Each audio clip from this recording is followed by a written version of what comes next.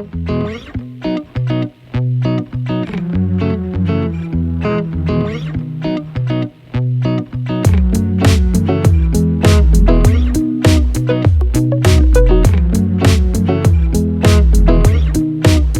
you so much, Chantalynn, for saying yes to my invitation to share and discover together with all of us another part of resilience in our project Elephant, when we discover different points of view from different people. And I'm super excited to hear your perspective on what resilience is to you.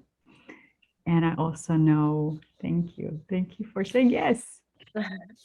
I know that you have some really cool stories to share. And before we go there, I wanted to introduce you to our audience who are watching or listening. And I have to have it here because you are wearing also multiple hats. So, so you are passionate about holistic wellness and lifestyle, about the beauty. You just gave me some beauty tips right before we started recording. So thank you. You are also a community builder, and we actually met through of Holistic Chamber of Commerce in Santa Monica that you were a president of till until recently. And your new project, that is your new passion, is Business Done Better. And you are a creative director and Santa Monica chapter president. Okay, good. Yeah. And you're also a mom of 15-year-old son. Mm-hmm. And there's so many other things that I haven't mentioned. Cancer Schmenzer, and the part of the story that you're originally from Vietnam, and there was a journey out of the Vietnam that I thought would be worth sharing here, if you're willing, because I feel that's part of the resilience. That's the resilience in action. Yeah, for sure. Well, Lucie, first of all, thank you for asking me. I feel honored to be here and to share my story. I always love sharing my story because I feel like, it's not the worst atrocity in the world, but at one point or another, we have hurdles in life. And I feel like if I share my story, then, someone somewhere will resonate and maybe it will give them a little different perspective to keep going. That's what resilience is about, right? And so I'm honored that you asked me, and I love you and I love your work. I was the president for the Santa Monica Holistic Chamber Conference for over 5 years, and you were one of the first people because you helped the last president get it going. And so when I came aboard, I'm like, Lucie, help me with Facebook and this, that. And you were just amazing. It's been an amazing journey meeting you, getting to know you. And I love your work. Been in some of your women's mastermind group, and I'm just in awe of you. So I feel honored every time you ask me to do anything. I'm like, how can I say yes? When can I say yes? Thank you for saying yes. I celebrate each yes, because I love having you here and discovering with you and all the masterminding with you. Yes. Well, yes, and you're right. My journey here from Vietnam was a big one. We were the Vietnamese boat people. My mom and I escaped out of Vietnam. It was November of 77. So we have already lived 2.5 years under the communist regime. And we escaped in search for freedom. And we gave up everything we ever knew. We gave up all of our families, friends, a whole custom, tradition, language, everything to go to a world that we didn't speak any English. We didn't know anybody or hardly anybody. And we risked our lives. And I almost drowned on that journey. And then I was saved. And that's from that moment on, everything in life is a cherry on top. Like I want to cry. I'm like, I feel grateful that I made it, that I'm here and having this magical life. Yeah. Oh, I'm grateful here too that you are here with us as a proof. Yeah. What would you say before we go to any details? That's what would be, I usually start with question, what is resilience to you? And maybe then we can go to the story and see through that experience, what did it teach you specifically about resilience and how to be resilient even further in life? Yeah, well, the word resilience, by definition, is all about how to recover quickly from whatever hardships, conditions you're going through. Mhm. And for me, the chance of survival, I didn't know. There was a point in my journey when I was drowning. I literally thought, I actually knew no one was coming. Like I took on that knowing on every fiber of my being that no one's coming. Oh, wow. And yet at the end, someone saved me and I was wrong. And I'm so happy I was wrong. For years I was telling this story and I used to say, oh, I'm not supposed to be here. And my son, my 15-year-old son, years ago, he said, no, mom, don't ever say that again. You are meant to be here. And that's why you're here, because without you, I wouldn't be here. And I'm meant to be here as well. So the idea of knowing that everything is happening on some level for our own good, that helps the resilience process. That helps you to have hope. I think hope is the main thing, to have hope to carry on. And so ever since then, my passion in life, even, I said I'm all about health and wellness. It's always about recovery. It's always about how quickly can we recover, because it's not about not falling. We're all going to fall, right? Physically, emotionally, business wise, relationship, we're going to stumble and fall. But how do we bounce back? How do we recover? That's resilience. So, but that process in that little, when it's over, you say, oh, it's a short little time. It wasn't so short. For some people, it took years to bounce back from something, or whatever. But to me, resilience is all about how do we bounce back? How do we recover? How do we come back to ourselves? And so that's a big, big deal for me, because we're going to stumble, we're going to fall, we're going to make mistakes. How do we recover? And that's part of the resilience definition for me. Hmm. You've mentioned come to ourselves. Tell me more about it. What does it mean to you?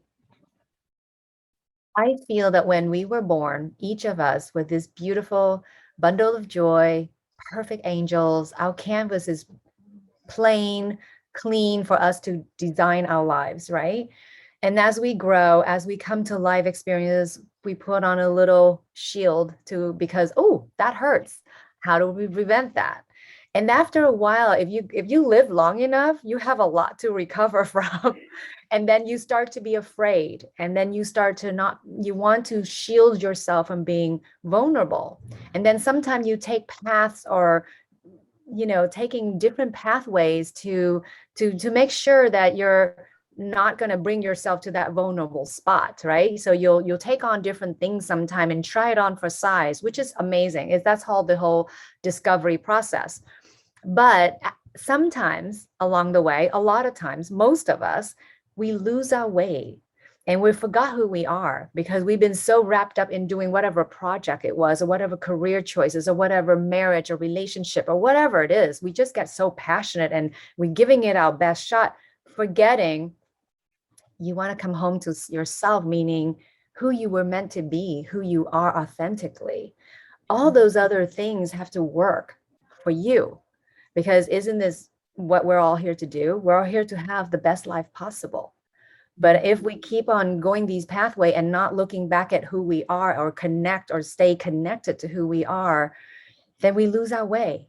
And then we don't recognize who we are. That's why you hear sometime in marriages after 50 years, they're like, oh, and then it's over. Whether you lose your spouse because of being a widow or divorced or separated, you're like, who am I? You forgot who you are. So it's always so important to stay present and connected to who you are, because I think most of us, after a while, we're all homesick for ourselves, because being in our authentic self feels good. If we stop listening to the judgment externally and stay within, like, this is true to me. I like this. Maybe it doesn't resonate, but I get to make decisions for me, and I have to be able to live with myself. And sometimes we try not to look at it. We try not to be, we're trying to get into the norm. We're trying to be popular. We try to go with a status quo. We try to keep the peace. And then we start to stray away from ourselves. That's what I mean by coming back to ourselves. Mm. That's That's, to me, it's like the ultimate, like you get to be who you are. What you said to me today was really awesome. You said about, I said, you're always working on some amazing project. And you're like, it's not work, it's play. Because it's your authentic self playing, your authentic self enjoying your process, your experience. That's you coming back to you. Oh. So, so it sounds like the emotion or the emotional charge, whether it feels like a work or it feels bad, then we are not connected to ourselves. But Exactly. when we are more in a play mode, even when we are working or doing Yeah. interviews, You're now having a nice conversation with my yes, friend. I love it. The Exactly. best work ever. Yes. You mentioned something that I wanted to ask you. Like, if we zone out from zoom out from the story, Mhm. you've mentioned part of resilience to bounce back, recover, and kind of reconnect to ourselves. Mhm. So that brings up the question: this part of resilience sounds like there's the outside challenge, or the obstacle, or the danger. And in the first story that you shared, the boat story, there was literally like a danger of losing life. Mhm. And it seems there's additional danger or challenge, however we call it, um, that even when we are alive, we disconnect from ourself. And so Mhm. it sounds like your definition of resilience is to stay connected to ourselves. So what would be the outside danger? Would that be you've mentioned judgments from others? What Mhm. else would be in the danger zone, or that we, how would we call it? Resilience against is, or through, Mhm. that blocks the connection from ourselves to what's coming up for you? Yeah, I feel that when we are connected within, knowing who our authentic self is, it doesn't mean that you always know. You know, even for me, I'm constantly discovering that. It's a discovery journey, always to the end of life, you know, as we know it. So I feel that that's the main consistency that we must every now, that's what I mean, every now and again, whatever we're busy with, whatever projects, relationships, responsibility, duties in life, community, family, friends, you need to take a moment for you to recharge, to ask yourself, to stay connected to who you are. Because from my space of being me, now I feel recharged, I feel connected, I feel in alignment, I'm doing things I love. Then when I need to go outside of my comfort zone, and let's say I'm helping a friend, even though it's totally putting me out, but it's such a beautiful choice. It comes from such a heart center place to make decisions from. So the external would be like, yeah, you should help your mom out. You know, like that would be a judgment, right? My mom needs something. And someone would say, then I'm like, yeah, I have to figure this out. Can I help my mom out without putting myself at too much risk, right? Everything is a, what do you call it? Assets and liability. You know, you're like Like a juggling calculation, a risk or like, risk benefit yes, ratio, right? uh-huh. That is in every decision we make, risk benefit ratio, you know, always like that. And we're going to make mistakes, right? But the main thing is to always check in. And that process gets better when it becomes part of your lifestyle, part of your habits, part of your consideration. Before you say yes to someone, make sure you're not saying no to yourself. And that doesn't mean, you know, you can on the outside say, oh, that's so selfish. You need to be a little selfish, because, and then when you're being a little selfish, as in taking care of yourself, then you're becoming selfless, because then you love with no condition.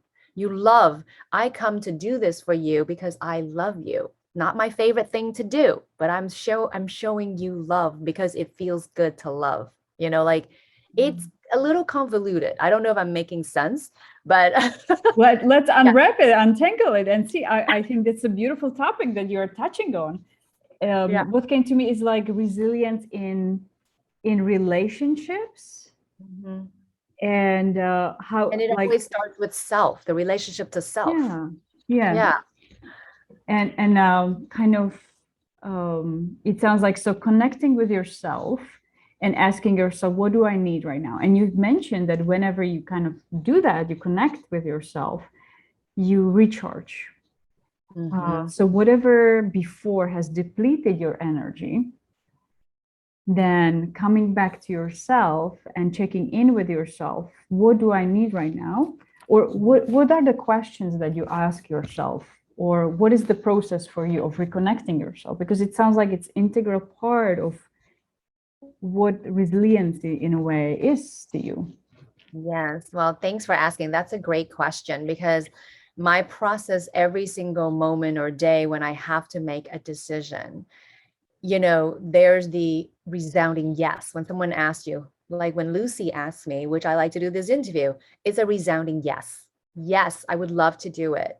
Because I don't feel any bad. My heart, my whole soul, my whole body is singing, right? I'm like, yes. So that's easy. And then there are certain things that come up. You're like, oh, absolutely no, I don't want to do that. That's great. And then there's a lot of gray area because sometimes we don't know what we don't know.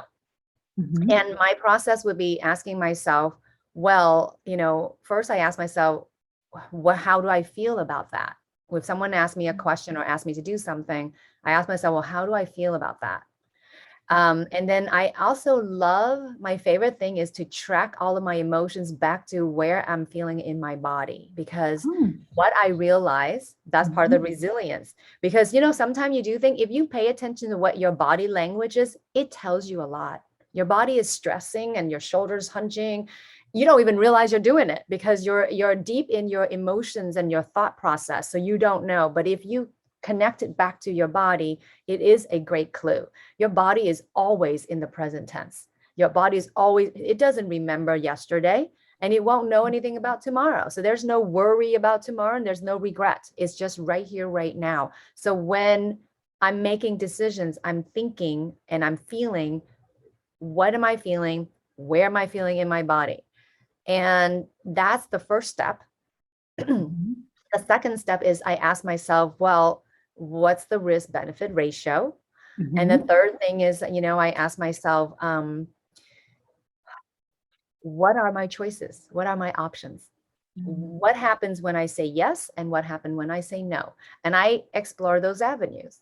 Obviously, you don't spend that much time over minute little things. It's no big deal. I'm talking about Yeah. just, but that is the basic steps that I go through every single day. What do I need to do? I'm always about, I work backward. So Mhm. let's say, for example, if I knew that I was having an interview at 1 o'clock, I work my day from that moment backward to the moment I woke up. Like, what do Mhm. I do when I wake up so that I get all the way to my 1 o'clock interview, right? So Mhm. that's how you prioritize. So all of that helps my resilience in understanding my path, understanding what I'm feeling and doing, because that gives you groundedness. And then you're more prepared when you're grounded and you're connected to yourself. Things can come up and then you can respond better. You're not thrown, so because you haven't dealt with this, so how can you deal with more stuff? So resilience, there's only so much bandwidth. So you have to ask yourself, what do you want to work with today? What part of your life do you want to focus on today? Mhm. And you pick the ones that are important. And for me, it's like I said, always working backward. Which fire do I need to put out first? you know Mm. Yeah, and especially because you have lots on your plate. You are starting the new project, plus finishing another one, and plus being mom, and plus all the other things. Yes. So really, it seems like, and that's time management, right? It's, or how people say, this time management. I'm being overwhelmed. I have so many things to do. So it sounds like your resiliency, how to manage or deal with a lot of priorities and a lot of things happening at the same time that seem to be all important, is through being around it. It's like your tool to day-to-day resiliency in a way. Would you Mm. say that's, I'm Yeah. on the right track here? Yeah, no, definitely. It's a never ending process because we're always working on something. If it's not work, relationship, family, career, community, health, we have to give attention to all these things. So it's all about balance. And when I say balance, I don't mean equal parts. Balance means what is needed today. Today, maybe we need to focus more on health, maybe I'm not feeling well today because I didn't sleep well. And so I asked myself, what are my options? What are my resources? Those are really good stuff because even in your body, there are people I know, my dear friends, who are in chronic pain and they wake up and they can't get out of bed. This is a real thing. So, but if we were to, again, use the same process, what are you feeling? Where are you feeling in your body? And if you're feeling like I can't get up, all of my body hurts, then I ask you, because your brain is constantly working. It's like they call it the monkey mind. The mind loves a job. So you give it a job. You ask the mind, well, what part of my body is not in pain? What part of my body is feeling so great? Maybe it's only my big toes. And it sounds funny, but it starts somewhere. And what you focus on expands. So if you focus on, oh, my hand doesn't hurt today, or my elbow feels good, or, again, it keeps you present. You're in your body. And while you're in your body, you can then explore all your different options and resources that to help you make your day go by, or whatever you need to do or manage. So that's my process. It's always about the body. To reconnect. So your process to reconnect yourself is to notice and be present with your body. How does your body feel at the moment? Yeah. And emotions too. And like sometimes, their emotions come up and we don't know what we feel, and that's okay. There's no judgment here. And I try. Okay. Yoda said, no, there do or do not, there is no try. You want to stay present and you want to keep being curious. I think that's the thing. Stay curious. Ask yourself, what's working? What is working? What is it that I'm asked to do right here, right now? And and that's the resiliency we need to learn in order to pivot when a pandemic hit, or anything from the small things to the big things, overcoming a health challenge, overcoming, losing your business because of the pandemic, whatever it may be, small and large, you want to have a strategy so that you can cope and deal. And the main thing is, if you have to, I go back to the basic. I am healthy. I am alive. I can breathe. I can speak. I can be around others. And also part of my resiliency is gratitude. I have deep, deep gratitude for every single day of my life because I knew I could have not been here. And then I would have missed out on all the things that I've done, And of course, challenges, hardships are part of life. I feel, I think we talked about, healers. Most healers are wounded. Wounded healers have the biggest compassion. They know what you went through. They understand and feel you. And so it's always great to look up to people that you aspire to be. If there was someone that I admire, I look at their journey and yep, inevitably these great people most of the time have some huge thing that they had overcome. And it's so inspirational. And that's why I think every one of us has a story. And that's why I'm like, I love telling my story. And I'm actually writing my memoir. Part of the reason why I also left the Holistic Chamber is like, I really need to work on my own story of my life, story of myself, and my life story as far as like what kind of life do I want to live? How am I designing and directing my life right now? So it was a give and take, and I chose me. So since I love that, and since this theme is coming up in the theme of resilience and connecting with yourself, you just mentioned what is the next chapter since you're writing the memoir. Yeah. So this is what happened in my previous chapter, and these were the hard things. These were the stories, the challenges. One of the huge gifts is what I'm seeing, what you've shared is the gratitude, really appreciating every day, and being grateful. And even gratitude seems like is the process of, even when things really hard, even in the body, let's say everything hurts. Okay, is that really everything that hurts? Is there a part of my body that I can be grateful for that doesn't hurt at the moment? Right. Exactly. And because there is something there. And again, that whole theory of what you focus on expands. If you want to focus on the pain and the suffering, plenty to go around. But if you want to focus on miracles, and I say that with a grain of salt, because a lot of the yoga or my spiritual community, there's a lot of you who walk around and say, oh, everything's great, life is meant to be. Yes, we understand. And at the esoteric level, yes, you're right, everything is happening as it should be, right? We trust, we have this faith that things are happening for all of us. And on a myopic level, in my life level, I'm having a hard time right now. And I don't like to what I call spiritual bypass, telling you everything's great. No, I actually think people need to understand that we all have this human experience. We're going to have hardships. We're going to have heartbreaks. What do we do when those things happen? That's the question. That's the curiosity that we need to maintain, so that we check in, we stay in our body, we look at our resources, we look at our options, and then we respond, and then we give thanks for the things that are working, because we want them to continue to work. And then from that, it just mushroom into more and more and more, good things. And that's not bypassing the hard and challenging times at all, to me. Yeah, so like noticing, acknowledging, yes, there's pain, and looking where, and actually pausing and sitting with the pain, whatever the pain is. Is it relationships? Is it body, physical pain, literal pain, or is it business pain, income pain? What kind of pain is that happening? And it sounds like pausing, connecting with yourself, and getting into the state of more resourcefulness. Once you connect with how you feel, what are my options? How do I feel about different options? It seems Yes. like you're checking with your body, like, if this option A, how does it feel when I imagine myself in that option? Is Yeah, that and there's a whole thing about the gratitude practice, the whole thing about what I call living as if something already happened.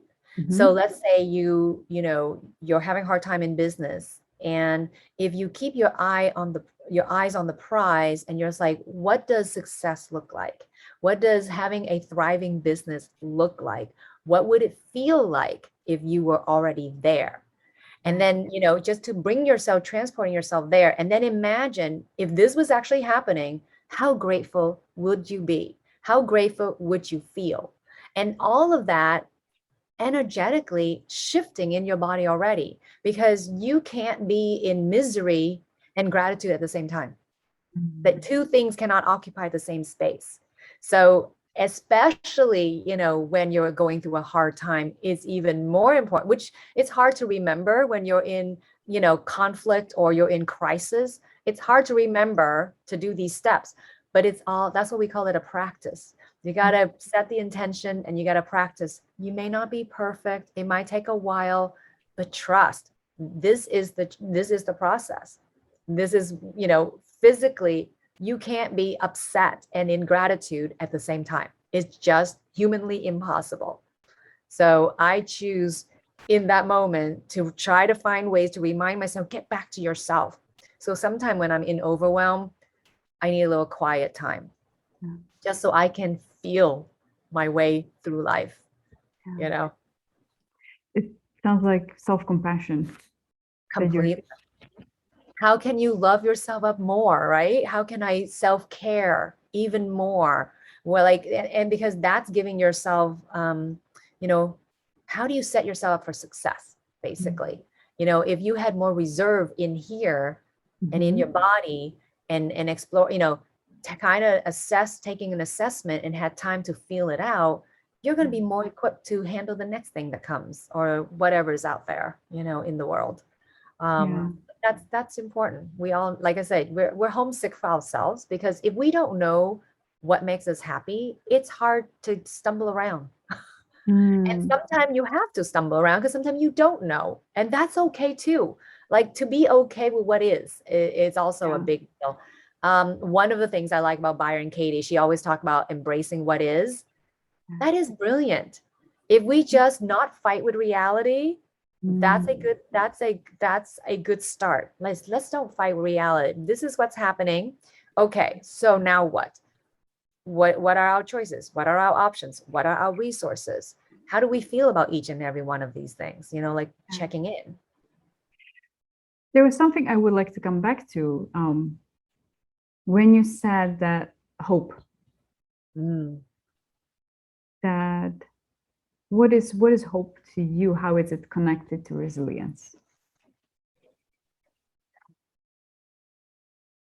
I think for me personally, I can only speak for me. I have deep faith in the universe. I have deep faith, and it's a choice to believe that things are working out. We don't know the future. There's no way to know. No one really knows. I only know what I know in this moment. So I get to choose, and having hope to me is so tantamount to dealing with hardships. If you have no hope, why would you even try? Mm. So it's important to it's part of resilience is to trust, to have faith that things will work out, and to have hope, because that keeps the human spirit alive and keep going. Because if we have no hope, what are we all doing? What connects you to hope? What connects me to hope? I do feel that it is my deep relationship with God. Mm. I'm not a religious person. My mom was a Buddhist. I was born Buddhist. I was raised French Catholic because that was the best education we can have in Vietnam. So Huh? French became my second language. I came here to America. I live in LA. I work in Hollywood. I'm surrounded by Judaism. I love all of these wonderful, ancient religions, and I become kind of like a religious mutt, if you will. I pick and choose which part I want to participate in. And anything that is life affirming, that brings about hope, faith, love, and humanity, I'm in. You know, Mm. all the other minute details and things, not so much. I guess I'm just traditional whenever it suits me. I just choose that. But I know already that from my experience of drowning and being saved, I've always, before that event, I've always questioned my existence in an existentialism kind of thing. Even at 7 years old, I was like, Mm. oh, I have arms and legs and I'm here. I'm a life form. What? And I have brain. I'm thinking. I'm like, why am I here? What am I doing? What is this planet? What is this earth? Like I questioned as a child, why are we here? And Mm. then when I was saved, I realized there is a higher power for me. And I feel like at that age, I actually felt my life pass before me when I was drowning, when I totally surrendered, thinking, okay, no one's coming. I knew it. I'm going to just allow myself to go. I let go. And I am imagining the water coming into my lungs. The next thing you know, I was fished right out of the ocean. So from that moment, I'm like, it's not my time. And I fully believe that. And until my time comes, I don't know when that is, I'm going to have as much fun as humanly possible and see how I can help everyone do the same, because that makes me happy. That makes me feel good to affect humanity in a big way. So, if I'm hearing it correctly, kind of the act of you being saved gave you the new meaning, like this, my life matters. I'm here to do something, and I Yeah. better do this because Yeah. this is a gift that I was given. Like this Yeah. is a sign, something like that. It's a total sign. I didn't know what I was meant to do at all, but that's again the whole process of checking in with myself and follow whatever makes my heart sing. In fact, the book that we did together, Yes. the bitty book. So my chapter was on what makes your heart sing. So if you follow, that kind of philosophy, you trust in the process. It will lead you down, because like I said, when you're in alignment and you're all connected, your body will tell you when something doesn't feel right. It's almost like we all have that sixth sense to some Yes. degree, you know, the spidey Yeah. sense of, oh, danger, danger. Yes. You're like, Yeah. "Ooh." Yeah. Or you're like, oh my God, and you're like melting away. I'm like, okay, that's what you want to do. As many of those moments as possible, please. You Yeah. know, and so you just have to be awake and be aware and be present and be embody this life so that you can find your path, whatever that may be. You know, I've been on this path looking for what is my, I know I'm here to do some good. I don't know what it is. And I keep Yeah. going at it. And, you know, now I'm starting to see more and more. I'm a community builder. I found my tribe. I see more people feel like me. More people want to do good in the world. And why I'm passionate about helping people like us do better business, because we need to. We need to be so uber successful so that we can help the rest of the planet. You know, it's like our time is now, but it's Yeah. always now. Oh, there's so many tangents I could take this I from. know. It's so It's like, what is success? What is your yes. definition of success? Could be our next round of Yeah. interviews. But there's something that you actually mentioned that reminded me of. I had a training call this morning as part of my professional development, and we were talking about trauma and recovery from trauma. And somebody mentioned there what really stuck with me, and now I got reminded of that, of how, let's say, Holocaust survivors, they have a choice, and they say it's actually about the choice or a meaning that they decide, the decision that they make after that event. And that there were two groups of people, as they saw that one of them made a choice, well, I have experienced this and all that, I can never ever be happy or feel good because this would dishonor all the people there. And the other group of people said, well, now I totally need to make everything from every moment, so I maximize the happiness and the well-being, because that is the way to honor all Yes. those people. And it seems like that you've made the choice through that experience to really ask and continue asking yourself, what makes my heart sing as long as my heart beats? Mm-hmm. Exactly. It is a choice. It's a total choice. That's why you hear all the time people say you can choose to be happy. Now, I have many times have conversations and you know with those debates, you know, because people's like you're dishonoring or you're minimizing my pain and suffering.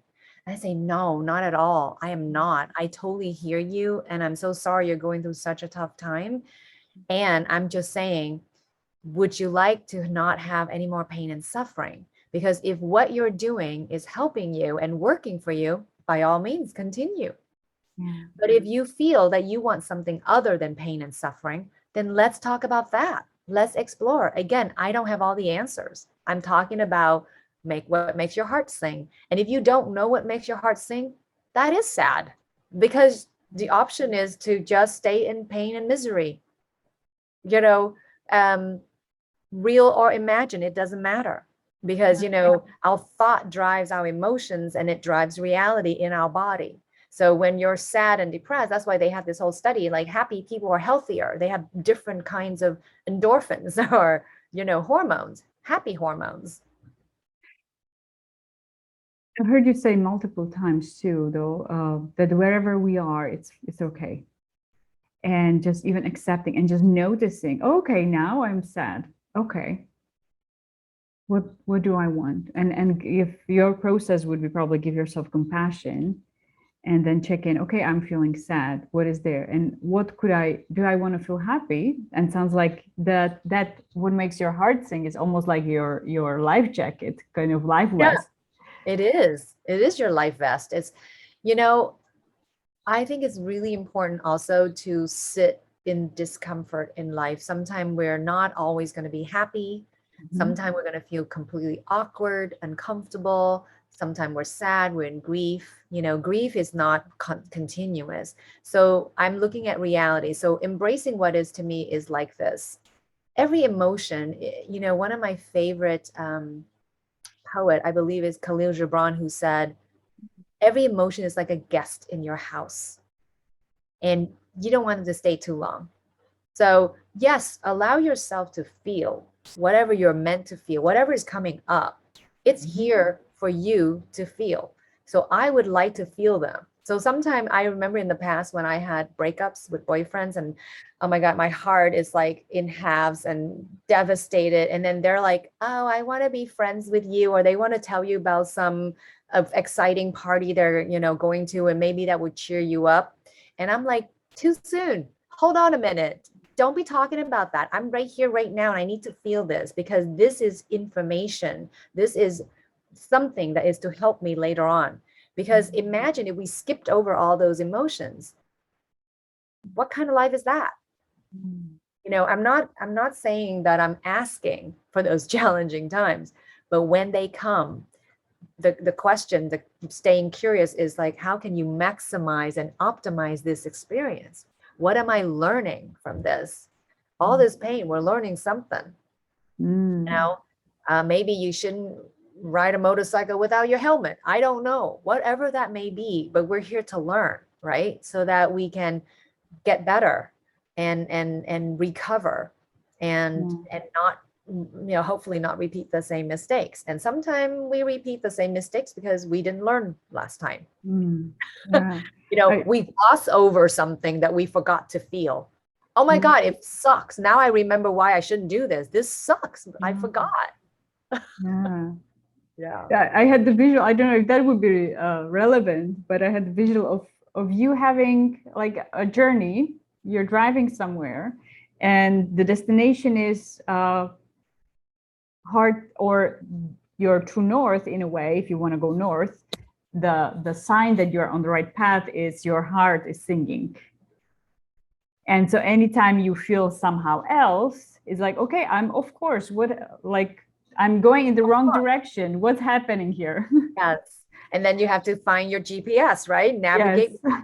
Like, where am I here? Yes, exactly. Where am I get lost. Yeah. And it's the same thing, this is what we do in all relationships, especially it starts with a relationship with self. You have to know where you're at and where you want to go or where you are going, because if you don't pay attention, you are lost. And same thing, like, let's say if you and I having a relationship, we're friends and whatever, and a conflict would happen, where the only way to meet you again is to find out where you're at. If I don't know where you're at, how am I supposed to meet you? That's just normal. If I don't know where I'm at, how do I know where I want to go? True. Where I want to be. So you constantly have to, it's a relationship GPS, I call it. So it's always like, oh, where am I? Where do I want to be? And how do I get there? Like, again, giving my, I always say, let your heart be the master and let your brain be the servant. The heart feels, because the heart knows, the heart has such wisdom. It's like heart wisdom, right? I let my heart wisdom guide me. And I use my very smart brain, the computer frame, to get me what my heart desires, right? Let's say I want to speak on TEDx. I want to be on stage. Well, my brain is going to start doing research. What needs to happen? Working backward. How do these people get there? What are the qualifications? What application process? All of that, training, whatever. Like, that's how I work. Like I said, I work backward. If the end result is me being on stage at TEDx, then what is all the steps before that I need to do? I love that. It reminded me of, like, so whenever you have a challenge and you need to tap into your resiliency or reconnect with it, you reconnect with yourself, but it sounds like you tap into all different versions of the intelligence. So you tap into the brain and the logical, analytical thinking, the part of you that can do research, right, and figure out the path, when, what time things need to happen, so you get where you need to get. Then you tap into your heart's intelligence in a way of, how do I feel? how do I want to feel? What's happening right now? What do I need? And it sounds like into your body's intelligence, you're tapping into too. Like, how does my body feel right now? What is it telling me? So you're getting all these three kind of support systems to give you direction of how to bounce back, would you say? Or what is the That's next your step? resilience. Yeah. Either how to plan out the next step or how do I bounce back from here? I fell into a ditch. So, okay, let me check. Is anything broken? You know, like my body, that's a physical, right? How do I Mhm. feel? Is there any pain? Do I, and let's say, oh, my foot hurt. Maybe I sprained, maybe I broke. I don't know. Well, what are my resources? My arms are still good. Maybe I can lift myself out of the ditch, with my arms standing up. And I'm asking myself, well, how do I feel? What's going on in the body? And it's like, oh, I'm scared. It's getting dark, whatever. Like, to assess and be present and aware of what's going on. And then you ask yourself, okay, I'm going to get out of this. I have to make that decision, right? Mm. Do I sit here and wait till someone come along? Maybe it's a heavy traffic place. Somebody is bound to come along and I'll just rest for a minute. Or do I try to lift myself out and do what I need to do? So I ask myself, well, do you want to survive? Do you want to get better? Do you want to get out of the ditch? Those are questions you have to ask yourself. And there's no right or wrong answer. Yeah. It's what ultimately feels right to you. Mm. And sometimes maybe we want to sit in a ditch and take a moment and just like breathe for a moment. Just like, okay, maybe I went around it too fast, not paying attention, rushing around. I need to slow down. In Eastern philosophy from the Orient, it's always about that. Like, if you hurt your foot and you can't move, they're saying that you move too much, you need to stay still. Mm. I'm like, there's some wisdom into that, Yes. because physically you can't move. When I rush, I usually hit something. I'm like, Yeah. it's reality. I cannot move. Yeah. Yeah. So there's also the decision, and what I'm wondering about, even in your story you shared, basically you in at one point you just accepted, okay, it's possible I'm gonna die here. Mm-hmm. And so I had the visual of somebody being in the ditch and saying, yeah, I cannot get up. It Mm-hmm. just, I even don't want to anymore. And maybe Mm-hmm. just allowing somebody to, when there is the hand reaching out. In your Yeah. case, it was somebody pulling you out of water. Yeah. Um, So when we talk about the trust and faith of what the universe needs to do, it wasn't up to me to decide. It literally wasn't. It was, I did all I could do in that moment. I tried everything I could to get to the surface of the water, and all I see is the water surface going far, far, far away from me, and I didn't have a chance to take a last deep breath to even hold my breath. So the thought process is like, no one's coming. I'm drowning. Who's going to see me? I'm this tiny 9-year-old girl. I'm just going to go down. I don't swim. And the ocean was very turbulent. So I just surrender. And I think there is some lessons in surrendering. There's some things, if you did everything you possibly could and things happen the way they happen, I get to choose to trust that that was what meant to happen. And so, we're all taken care of in ways that we don't even know. And there's no way to know. And so if we don't know, then I choose that this must be the best thing for me, for humanity, for whatever reason. It's awful to have a pandemic, but so much has happened for so many different people, good and bad. And some of it is out of your control. So I only focus on the things I can do, just like my, assessing my immediate surrounding. What are my resources? What are my options here? What do I want to do? And, based on what I want to do, taking a look at what are my choices, I make choices accordingly. I love it. And the rest is not up to me. So it sounds like part of the surrendering is also surrendering, trying to control things that you cannot control. Exactly. And We releasing. fail when that happens. We cannot control what we cannot control. We can only control it. So sometimes we get lucky And for me, again, resilience is knowing what part can you control? What part are you in charge of? That's what you should focus your energy on because you're in control. You know, I'm a tennis player, and I've learned from, I've taken clinics where I have met Billie Jean King. She's like a tennis great. And one of the things she taught me, she was teaching me how to serve. And she told me the serve is the most controlled shot ever. You're not depending on your opponent. You're in control when you want to, how high you want to toss the ball, how fast you want to toss the ball, where do you want to swing, where do you choose your sweet spot to be, where do you want to drive the ball. It's all on you. Same thing in basketball, free throws. My son played basketball. During the game, you don't know. You're all trying to fight and get the ball and put the basket. But free throws, that's all you. You are the only one. No one's, you throw the ball into the basket, then everybody just have to wait and see you throw this ball. So you are in control. So that's why you should go and practice. If you're a ball player and you're serious, you should practice every day how to shoot free throws so you don't miss a single one when it's that time come, because that is all on you. Same thing with serving in tennis. You should practice serving every day because that's a great shot. If you perfect your serve, they can't return it. That's your point. That's a point that's yours, clean and clear, with no interference. Wow. In life, I'm feeling like, what can I be in control of that no one can touch, right? Yeah. And being a cosmetologist, when I used to work in salons and spas, you're at the mercy of how they book it or who comes in, if they give you clients or not. But guess what? What I focus on is my skill set.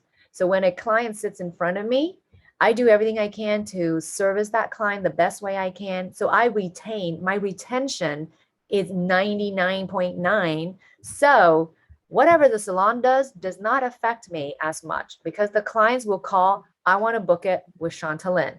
Yeah. I don't want to be with anybody else. When is she available? That's how you take control of what you're in control of. And that's my resilience. Instead of fighting with everyone in the world, I just look at the situation and I say, okay, what part of that I can optimize, maximize, that's all me. I work on my part. And that's why I think humanity in general is served when each of us just do our own work. If each of us perfect what it is that we do, what is our gift, what is our purpose here to share, that's enough. I think that all of us, if we have gotten to tap into that and be, like you say, play every day with our gifts, we're all so much happier and healthier, and a lot of problems will be eliminated immediately. So it sounds like there's the resilience aspect for the whole communities and society and all our world, I guess, all together. Through work on ourselves or play through reconnecting to ourselves. Yeah, because coming back to ourselves, coming back to recovery, right? You fail, you want to come back, you want to quickly do that. I mean, I am obsessed with that in every way, including physical illness. I'm into biohacks. What are biohacks? Biohack is healing modalities that help you to shortcut your recovery time. And that's what resilience is all about.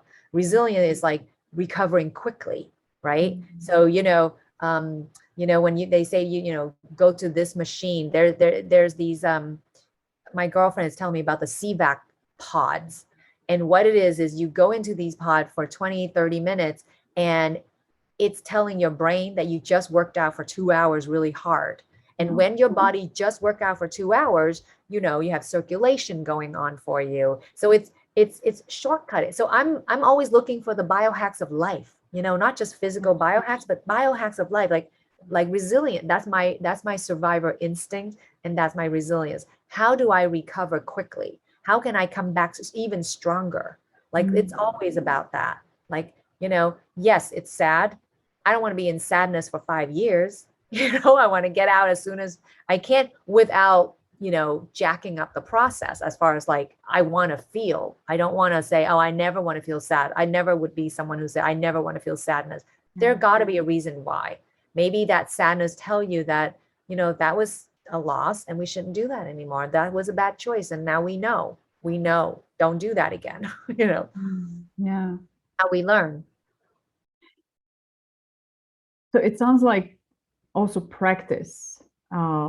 It's the in your definition of resilience is sounds like it's a continuous practice of kind of when you've shared about tennis and the sports of being in control, you had more like energy, even the way you were talking about it. It seems like it empowered you. And also in sports, in order to get better and in a way more resilient, is to practice. So it sounds like your way of resilience is not, okay, in this particular situation. No, practicing every day through reconnecting to yourself, all the three parts of you, and Yes. checking in where you are. Yes, that absolutely. I mean, that's why part of my health and wellness coaching, I say you gotta be aware and have intentional awareness about what you put in your body, what you put on your body, what you put around you, and your body, mind, spirit connection, because we're made of all of those things. I've had clients who had all the money in the world, they eat the best food, they work out with trainers all the time, but if they're constantly stressed out, that also bring diseases. When you're stress kills, and we all know that. We all been so stressed out this last almost 2 years. It's so important to work on all those aspects and stay connected and in alignment and making sure that you're at optimal performance, just like an athlete would train. Your life, your health, your wellness, your well-being, all of that is important. And that's the resilience that I practice every single day. Is there a day that you want to feel bad? No. Hopefully you say no. Or yesterday, I allow myself. Yes. Maybe that So could if be a you part want of to it. you want to feel good Yeah. every day, then you got to do this Yeah. every day. And again, I also don't believe in blaming, shaming ourselves, because that's not helpful. Again, not helpful. Okay, so today, I wasn't as good. I didn't eat all healthy foods, but did you enjoy it? That's the point, because otherwise, all is wasted. Kind of like you say, the two groups of Holocaust survivors, right? So there are people who stressed out about eating a donut. They're like, oh, so guilt ridden, but they eat it anyway. And I'm like, why?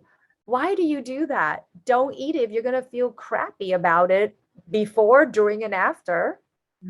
If you're going to have a donut, which I do, sometimes I do, I'm going to enjoy that donut because I don't eat a donut every day. For the and it again, it's a practice, right? We practice, Yeah. we try to be So it's healthy, intentional. and it's a lifestyle. It becomes part of your habit. So I realize, myself included, when I go to these seminars that are long weekend, 3-4 day seminar, so inspired, mind blown, and I come home, it lasts 2 weeks, 2 months maybe, and then back to my old self. Well, that's not really helpful, is it? And then you feel bad, and then you feel guilty, and then you regret, and none of that is okay. So I decided, what if we learn something and we find a way to incorporate it and assimilate it into our daily life so that we feel good every day? We're not going to be perfect. Nobody is. And something's got to give. You know what? My house is messy, but I choose to spend my time with my son when he comes home. I work during the day. I work during the hours of school. I drop him off. I pick him up. And if he was available, he's a teenager now, so it doesn't mean he wants to hang out with me. But when he does, I love the ability that I could be with him. I love having that option to connect with him, sit down, have dinner with him if I can. We try to have dinner every night. Now he's like, not so much. And it all, and the thing, I think, when we're in hard time, we have to remember, this too shall pass. Nothing is like that forever. You're not going to feel sad 24 hours a day. You just don't. Even people who are in grief, it doesn't work like that. So we go with the flow, talking about the flow of life, let life takes us, right? That's the surrender. That's the hope and faith, trusting. If you did everything in your part, then everything else we have to let go and just believe that this is meant to happen, and we'll get more prepared the next day if we want to. Beautiful. Thank you. Wow, I could have the conversation for hours and I hours. love talking. That's a great question. Thank you. Thank you I for could talk answering. about it for hours and hours. So if we pause it, we might continue in our conversation and we discovered some additional topics. Yes. How would you wrap it up if you were to conclude it or put a bow on it? Since If I you are were in to put a beauty. bow on it, I'm going to go back to what makes your heart sing. Mhm. Because if we don't know that particular element, it's going to be hard to be happy. Mhm. It just is. It's nice to know you so that you can be truly happy. Because I used to, for years, I would decide to be happy. So then I'll do everything I can to be happy.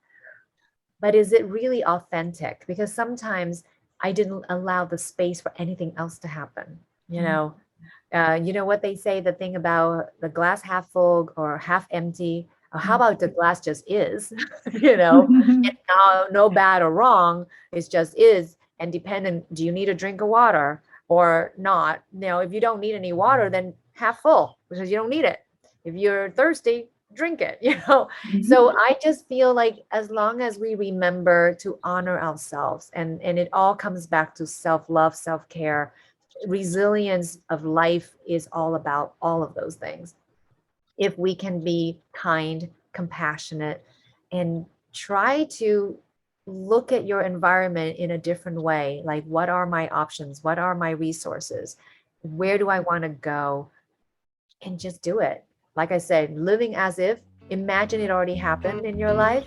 Give thanks to it, have deep gratitude for it, remember how you feel. You're drawing more of that in. And what you focus on expands. So keep focusing on the things that you want, the things that are